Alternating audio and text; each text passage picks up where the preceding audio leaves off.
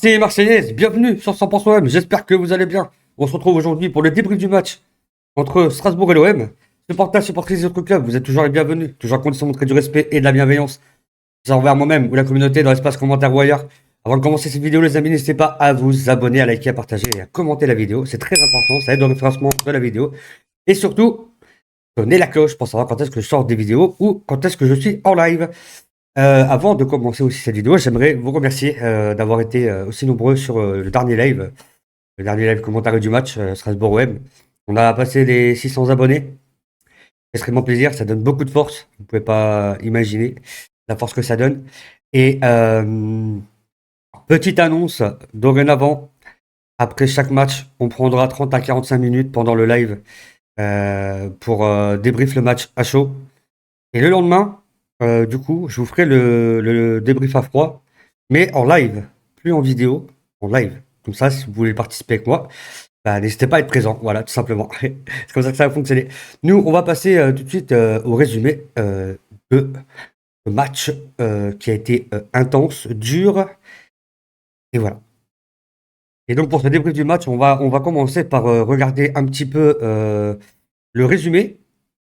Donc en première mi-temps, on a eu un but refusé pour hors-jeu de ouais, c'est Manuel Emega.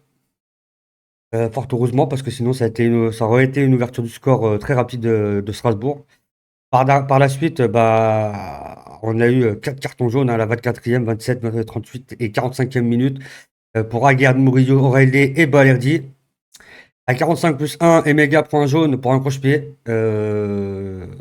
Mérité, carton jaune.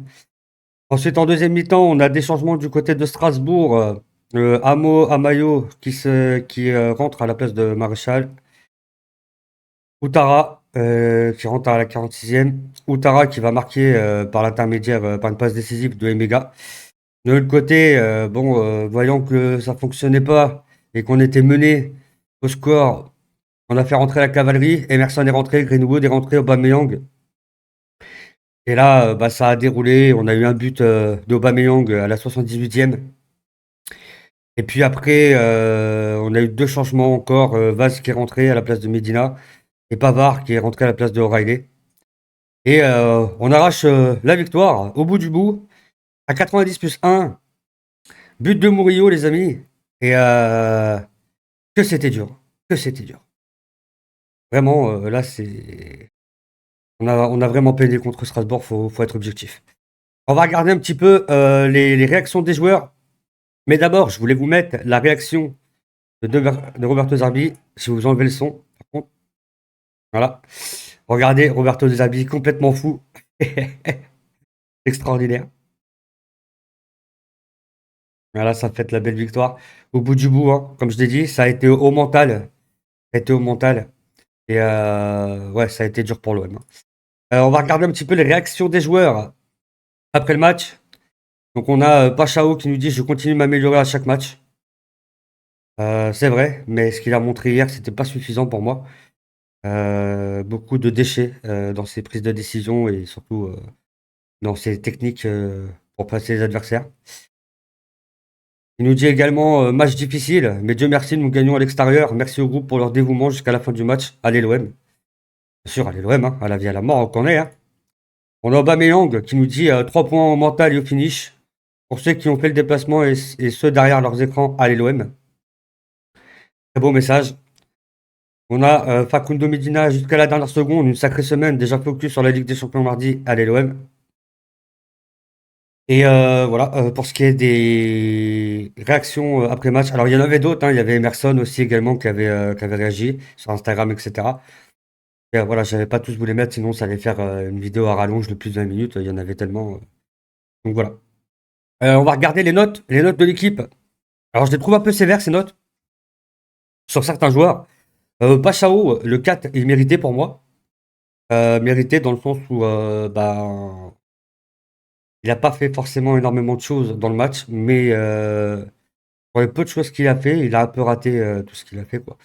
Pour moi, c'est que mon opinion, hein, chacun son opinion, n'attrapez pas ma veste dans les commentaires, s'il vous plaît, vous serez gentil. Murillo 7, c'est mérité. Murillo, il a été sur tous les plans, hein, franchement, autant en défense qu'en attaque, il était là, il était présent, il a même marqué un but. Franchement, Murillo, quel match, un gladiator le mec, hein, sans problème. Gouiri 3, oui, c'est largement mérité. Il a tout raté, Gouiri. Notamment en première mi-temps où il loupe 2 buts. Mais alors des buts, vraiment où tout le monde les met normalement. Je sais pas ce qu'il a Gouiri en ce début de saison, mais il va falloir qu'il se reprenne très vite parce que s'il continue comme ça, Aubameyang il va prendre la place de titulaire, hein, je vous le dis honnêtement. Parce qu'Aubameyang quand il est rentré, ça a été but, hein, ça a fait mouche direct. Donc, voilà. Gomez 5, Wea 5, Aubière 7, Aguiar 4. Par contre, Aguiar 4, c'est plutôt sévère. Parce que je trouve que dans l'ensemble, il a fait un bon match, Aguiar. Il est revenu plusieurs fois sur certaines contre-attaques de Strasbourg. D'ailleurs, j'ai pas arrêté de répéter avant le match. Attention au ballon derrière le dos de la défense. Attention. Et à plusieurs reprises, Strasbourg l'a fait. À plusieurs reprises, on a failli prendre plusieurs buts comme ça. Heureusement que c'était sifflé hors jeu. Parce que sinon, je donnais pas cher, hein. On prenait vraiment beaucoup de buts sur ce coup-là. Balerdi 4, un peu sévère. Moi, j'aurais mis 5-6. Rudy 6, un peu sévère aussi. J'aurais peut-être mis 7. Parce qu'il a quand même fait des beaux arrêts, mine de rien. Et puis, voilà pour les notes. Medina 5. Aurélie 4. C'est vrai qu'Aurélie, il a pas montré de grandes choses pour moi. Alors, beaucoup disent sur Twitter, oui, j'ai tout compris à Aurélie, mais il faut savoir que les nouvelles recrues, ça fait pas longtemps qu'elles sont là. Il leur faut du temps pour s'adapter au jeu. Déjà, je trouve qu'elles ont eu une assez bonne adaptation, vraiment rapide dans cette équipe. Donc, c'est déjà pas mal, mais il faut continuer, il faut progresser. Voilà, tout simplement. On va regarder les stats. Les stats, c'est 60% de possession de balle pour l'Olympique de Marseille, 40 pour Strasbourg. 16 tirs au total pour l'OM, 9 pour Strasbourg. 9 tirs cadrés pour l'OM, 1 pour Strasbourg. 4 grosses occasions contre 3 pour Strasbourg. 4 corners contre 5 pour Strasbourg, encore une fois. Pourcentage de passes, 88% pour l'OM, 82% pour Strasbourg. Alors ça a été un match avec énormément de passes du coup. Et 4 cartons jaunes pour l'OM et 2 pour Strasbourg. Par contre, en termes de cartons jaunes, les gars, l'arbitre c'était qui déjà? C'était Spinard, hein, c'est ça. Lui, pardon, excusez-moi. Lui, je peux vous garantir, il aime pas l'OM, hein. Ah, il aime pas l'OM du tout, le gars. Il a aligné des cartons jaunes pour l'OM comme si c'était des biscottes. Par contre, quand Strasbourg faisait des fautes, il avait du mal à siffler et puis il mettait pas les cartons, hein, parce qu'il y avait quelques 2-3 joueurs strasbourgeois là qui méritaient largement des cartons jaunes sur certaines fautes, hein. Franchement, il n'y a pas à dire, hein. On va aller voir la compo pour l'OM. Donc la compo c'était celle-là. Donc c'est un 4-2-3-1 les amis. Avec en pointe Gouiri, Wea, Gomez, Pachao, Auberg, O'Reilly, Medina, Aguirre, Balerdi, Murillo et Rudy. Et je pense qu'à la base, il avait fait cette compo de Zarbi afin de faire souffler justement Aubameyang, Greenwood, Emerson et Pavard. Parce que mardi, on a le match de Ligue des Champions, les amis, quand même, il faut pas l'oublier. Et voilà quoi. Et le problème, c'est que ça fonctionnait pas. Ça fonctionnait pas comme ça. On a pris un but très rapidement quand même, mine de rien. Et du coup, il a fait rentrer Emerson, Greenwood et Aubameyang. Et puis après, par la suite, il a fait rentrer Vaz et Pavard. Il a fait rentrer la cavalerie, hein. Et c'est ce que j'avais dit avant le match. J'avais dit que il fait tourner, il met les joueurs au repos pour le match contre l'Ajax, je crois que c'est mardi, si je dis pas de bêtises. D'ailleurs, j'essaierai de vous faire l'avant-match de ce match si j'ai le temps, parce que c'est vrai qu'en ce moment, c'est très compliqué niveau timing. Et par contre, je peux pas vous faire le commentaire du match, puisque malheureusement, pas abonné à Canal+, et les liens que j'ai se font strike systématiquement. Donc, je ne ferai pas le live. Par contre, il est probable que je vous fasse le débrief du match Ajax, OM Ajax, en live sur YouTube. Donc, soyez à l'affût, sonnez la cloche, les potos. Et du coup, la suite pour l'OM, qu'est-ce que c'est que la suite? Eh ben, c'est le match déjà contre l'Ajax. On reçoit l'Ajax à domicile le 30 septembre à 21h, les amis, pour la Ligue des Champions. Après, on va aller se déplacer à Metz. Ça va être un match difficile. Bien sûr, vous aurez les avant-matchs et les débriefs de match. Et pour ce qui est des matchs de Ligue 1, vous aurez les commentaires en live, comme je le fais habituellement. Ensuite, donc le match de Metz, ça sera le 4 octobre. Pour ce qui est du match, Marseille-Le Havre, donc ça sera à domicile, ce sera le 18 octobre. Je crois qu'il y a une trêve entre-temps, si je dis pas de bêtises. Il doit y avoir une trêve normalement, une trêve internationale. Ensuite, on repart pour la Ligue des Champions, Sporting Marseille, le 22 octobre à 21h. Et puis après, bah, ça va s'enchaîner pour la Ligue 1. Le 25 octobre, on aura Lens-Marseille, donc on va se déplacer à Lens. Le 29 octobre, on jouera à domicile, on va jouer Angers. Et le 1er novembre, on ira à l'extérieur jouer Auxerre. Et puis on repartira pour la Ligue des Champions contre l'Atalanta et on recevra l'Atalanta à domicile le 5 novembre, les amis. Et puis voilà, et puis pour le reste, on verra par la suite, hein, mais c'était déjà ça de base. Donc voilà. En termes de classement, les amis, regardons où on en est dans le classement. Alors, on en est ici, donc on est à la 6e journée. Il y a encore des matchs qui n'ont pas été joués. Lyon n'a pas joué, Lens n'a pas joué, Rennes n'a pas joué, Lille n'a pas joué non plus, d'ailleurs.